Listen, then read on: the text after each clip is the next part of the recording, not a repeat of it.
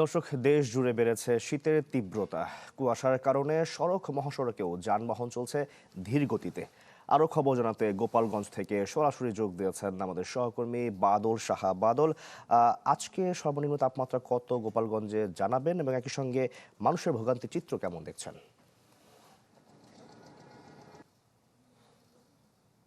গত কয়েকদিন যে শীতের যে পারদ সেটা কিন্তু 10 ডিগ্রি সেলসিয়াসের নিচে রয়েছে।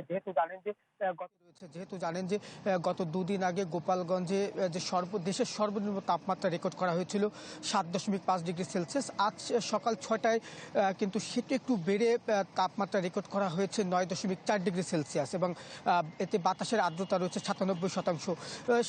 যেহেতু বাতাসে আর্দ্রতা বাড়তি রয়েছে এবং সে সাথে হিমেল হাওয়া এবং ঘন কুয়াশার কারণে কিন্তু গোপালগঞ্জে শীতের তীব্রতা বেড়েছে। বিশেষ করে খেটে খাওয়া এবং দিন মজুরেরা কিন্তু বেশি ভোগান্তিতে পড়ছেন, কারণ প্রচণ্ড শীতে তারা ঘরের বাইরে বের হতে পারছেন না, যে কারণে তাদের যে ইনকাম বা আয় রোজগার সেটি কিন্তু আসলে কমে গিয়েছে। ফলে তাদেরকে কিন্তু অর্ধাহারে আসলে দিন কাটাতে হচ্ছে।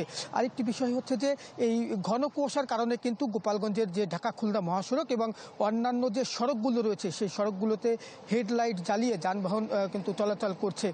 ফলে কিন্তু যে দুর্ঘটনা, সেই দুর্ঘটনার একটি আশঙ্কা রয়েছে।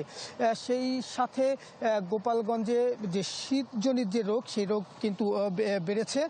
বিশেষ করে শিশু এবং বৃদ্ধরা কিন্তু এই শীতজনিত রোগ, বিশেষ করে যেটি জ্বর, সর্দি, কাশি, নিউমোনিয়ায় আক্রান্ত হচ্ছে। তবে এইসব রোগীরা কিন্তু হাসপাতালে না গিয়ে বাড়ির পাশে যেসব ক্লিনিকগুলো রয়েছে সেখানেই তারা চিকিৎসা নিচ্ছেন। ফলে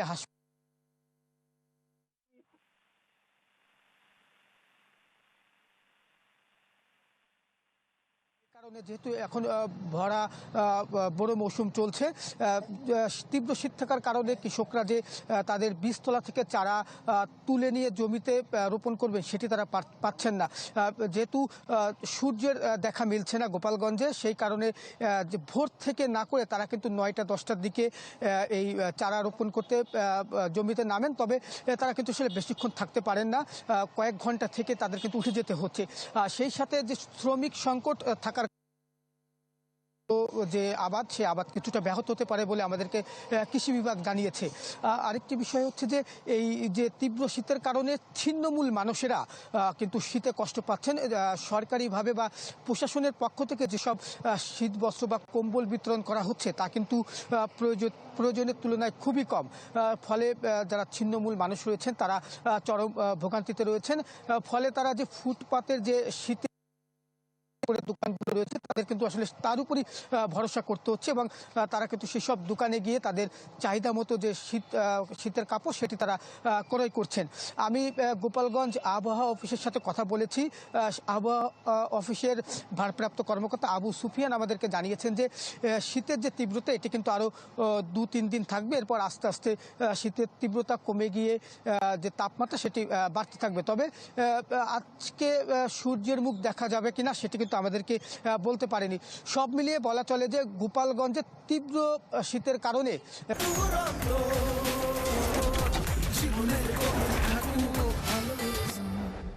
জনজীবন একেবারেই বিপর্যস্ত হয়ে পড়েছে। কেউ প্রয়োজন ছাড়া কেউ কিন্তু আসলে ঘরের বাইরে বের হচ্ছেন না। এই ছিল আমার কাছে গোপালগঞ্জের শীতের সবশেষ খবর। শাকিল। বাদল সাহা, আপনাকে ধন্যবাদ। দর্শক, শীতের প্রকোপ বাড়ায় ঠান্ডাজনিত রোগে আক্রান্ত হচ্ছেন অনেকেই। হাসপাতালে বাড়ছে ভিড়। আরো খবর জানাতে ঝিনাইদহ থেকে যোগ দিয়েছেন আমাদের সহকর্মী সাদ্দাম হোসেন। সাদ্দাম, জানাবেন রোগীর চাপ কেমন দেখছেন হাসপাতালগুলোতে, এবং একই সঙ্গে শিশু বৃদ্ধদের চাপ কেমন দেখছেন? শাকিল, আপনি নিশ্চয়ই জানেন যে দক্ষিণ পশ্চিমাঞ্চলের এই সীমান্তবর্তী জেলায় বরাবরই কিন্তু শীত পড়ে থাকে। এবছরও তার ব্যতিক্রম নয়।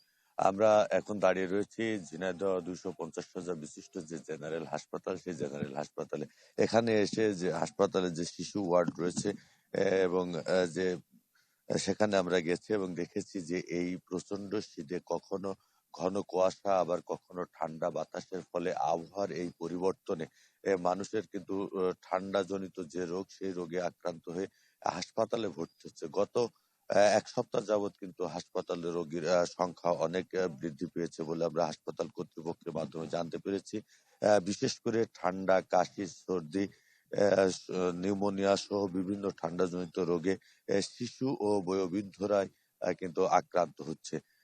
তো আসলে এই শীতের কারণে ডাক্তাররা যেটি চিকিৎসকরা পরামর্শ দিচ্ছে যে খুব সাবধানে চলাফেরার কথা চিকিৎসকরা বলছেন। আর আরেকটি বিষয় জানিয়ে রাখি যে এই তীব্র শীতের ফলে জেলা এবং উপজেলা প্রশাসনের পক্ষ থেকে প্রতিদিনই প্রায় যে শীতার্থ মানুষ রয়েছে তাদের মধ্যে শীতের যে কম্বল সেগুলো কিন্তু বিতরণ করা হচ্ছে।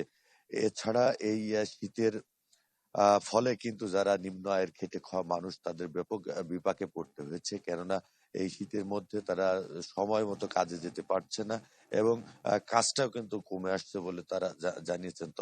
তবে সবচেয়ে বড় বিষয় যে হাসপাতালে কিন্তু বেড, মেঝোতে কিন্তু শিশু ও বয়োবৃদ্ধরা তারা ভর্তি হয়ে চিকিৎসা সেবা নিচ্ছেন এবং আ আ যে এই শীতের ফলে বিশেষ করে যেটি বেড়েছে যাদের হাঁপানি, অ্যাজমা এই ধরনের যে রোগীগুলো রয়েছে তারা কিন্তু হাসপাতালে আসছে কারণ তাদের শ্বাসকষ্ট বেড়ে গিয়েছে এই প্রচন্ড ঠান্ডার ফলে। তো আসলে এই শীতের তীব্রতায় জনজীবনও বেশ কঠিন হয়ে গেছে। কারণ মানুষ বেশ সকালে ঘন কুয়াশা এবং প্রায় দুপুর পর্যন্ত কখনো সূর্যের দেখাও মেলে না। ফলে কিন্তু মানুষ তাদের সেই কাজকর্ম যেতে পারছে না। এ এই কারণেই কিন্তু আ বিশেষ করে বেশ অসুবিধা হচ্ছে। আর এই শীতের যে তীব্রতা, এই তীব্রতা কিন্তু এখন পর্যন্ত কমেনি। সকাল থেকে আজকেও সকালে কিন্তু প্রচুর ঘন কুয়াশা ছিল। এখন পর্যন্ত কিন্তু যে ঠান্ডা বাতাস সেটি বইছে। ফলে রাস্তাঘাটে বা বিভিন্ন জায়গায় মানুষের যে সমাগম সেটিও কিন্তু কম দেখা দিচ্ছে। তবে বলা যায় যে এই শীতের তীব্রতা কিন্তু আরো বেশ কিছুদিন পড়বে বলে আমরা আবহাওয়া অফিস থেকে জানতে পেরেছি। তো শীতের এই ছিল সর্বশেষ পরিস্থিতি। শাকিল। সাদ্দাম, আপনাকেও ধন্যবাদ।